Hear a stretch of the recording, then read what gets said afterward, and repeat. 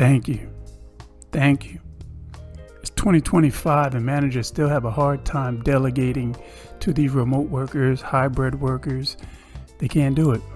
Some are blaming the companies that they got real estate and they paying on it and not fully utilizing it. I say it's the managers. The management team is still clueless after all this time about how to delegate, how to conduct themselves with remote workers. So they want to bring them back in. Management is looking useless right about now. And they need them back in. And I'm going to give you these jaw-dropping jewels, gems, what to watch out for in management. Red flags, if you will. So we're going to just start with number 1. Micromanaging. Me personally, I can't stand it. You got to truly ask yourself, if you got a department of 7 people, 10 people, and you got to micromanage all of them 5 days a week, why do you hire them for? You'll drive yourself crazy. So here's a deep, dark secret I'm going to let out. A lot of managers, they micromanage, and they know when to micromanage to make them look busy, that they're doing something. And they do it in front of certain colleagues. If you're talking about a smart company will look at that manager and say, why did you hire him for? What are you doing wrong that you got to constantly micromanage these co-workers? Number 2, poor communicators and strategic guides. So when I say that, is to say this. They give you half information and set you out about your day. They have meetings, strategic goals and guides that they're trying to set forth, and they pretty much is telling you something that you already know. I experienced that on so many occasions, and it's frustrating. It's frustrating to the autonomous workers, right? The go-getters. Things you got to watch out for in these managers to nip it in the bud that nothing's going to change, right? Let's get in 3. Hoarding information. Whew. You ever had those managers that just give you just enough to do your job? Then you set out, you're doing your daily task, which you set out, get it hired to do, and you come to a dead end. I need to know where I can get this file from. I need this bit of information. You go to your coworker, and sometimes your coworker may know the answer. You're like, I know, but I can't give it to you. You got to go talk to management. True story. And you got to go to them, and they'll give you the whole runaround as to why you need this information.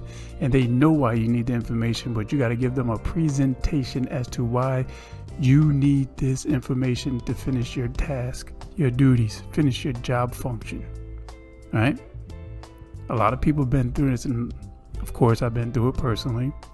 So that's another sign to watch out for when it comes to these managers playing these silly games. Let's roll into number 4, right? Lack of feedback.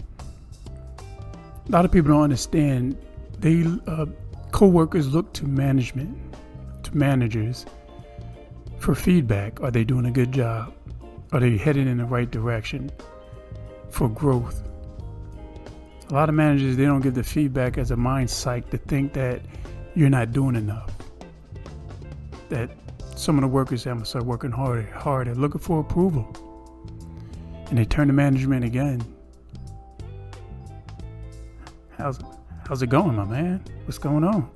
Or management comes and break down what is going on in your job function, something you've done. And you're looking for approval. You're looking for opinions. You're looking for corrections. You're looking for guidance. And they don't give it to you. It's a mind psych. It messes with you. Sucky managers, they do it all the time. Absence of empathy. Managers, a lot of managers actually lack this when it comes to having empathy for their team, for their co-workers, of their struggles or challenges they may have, at the workplace or personally. And a quick story, I worked with someone that catches a train in, and one of the days she was actually late, and her boss was there, and she apologized for being late because of the train delay and so forth. And her manager was like, Try waking up a little, not a conversation behind closed doors, but in front of everybody and their colleagues. Try waking up a little earlier. So she told the manager, well, I do wake up earlier to get my kids ready for school. We look to management. Well, you won't be coming late into this company. No empathy whatsoever for catching a train, which is the train is late. She was there on time to catch the train. There was a delay. Factoring in the fact that she had to get her kids ready for school every day. So she replied back, the coworker, well, I understand that, and I'm going to take this job offering. Thank you for making it an easy decision for me. And she ended up leaving. They tried to give her everything up under the sun to stay. Her manager didn't chime in once. Never co-signed, please stay. I apologize. No empathy. She ended up leaving anyway and left a big void in that department. And funny enough, her manager, her boss, ended up putting in her 2 weeks notice. She was sucky to begin with. So you know who was really doing all the work? Playing favorites. Let's be honest. You ever go into a company, you look around, and you always wondered how the hell they got into that position? Or even take it even a bit further, how the hell did you pass the interview? How did you get hired?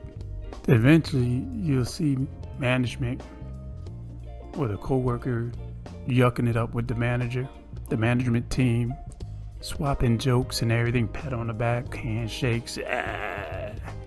You don't want to be the quote jester. Let me say that correctly. You don't want to be the court jester in order to advance. Being that sambo, tap dancing in order to advance, to excel, to grow within that company. It's sad enough, it's not going to happen unless you play that fave, right?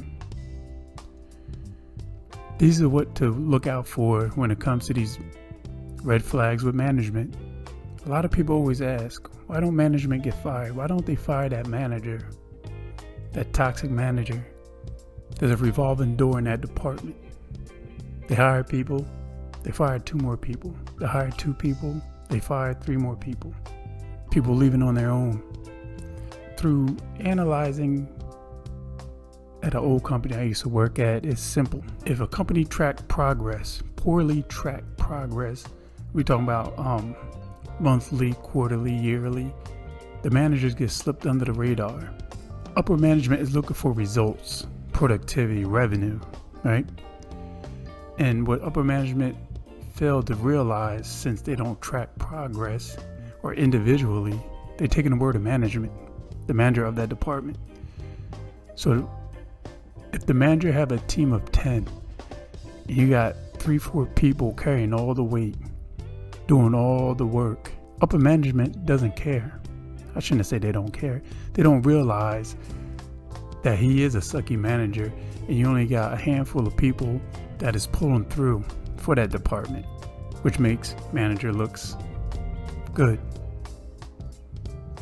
So that's one of the reasons why managers don't get fired, because they're getting results out of that department and it's only from a handful of people, passionate employees. There's also very few companies that allow their employees to review their managers, right? Because a lot of times the higher ups is only concerned, once again, about the results that are coming out of the department from that manager. So in turn, they don't really notice or see how the treatment that the managers are treating their team, their department. They're mostly focused on the results that are coming out of that department, assuming it's coming from the manager and his delegations and his way of operations. Think about that. Many thanks for taking some time to check my quick little rant. Make sure you like, subscribe, comment below if you're any type of manager that's willing to make a difference, or a manager who need to upskill and reskill their mind, actually. I'm gonna have some courses down, low-cost courses, certification courses, in a link below in the description. Please, by all means, check it out. Swing and check out my playlist in regards to management, leadership, upskilling and reskilling, how to conduct yourself. So please make sure you can also check me out on Facebook, Markie Williams Online Certification Course. I got a page over there. You can like and follow. Also got a website, same thing, Markie Williams Online Certification Courses.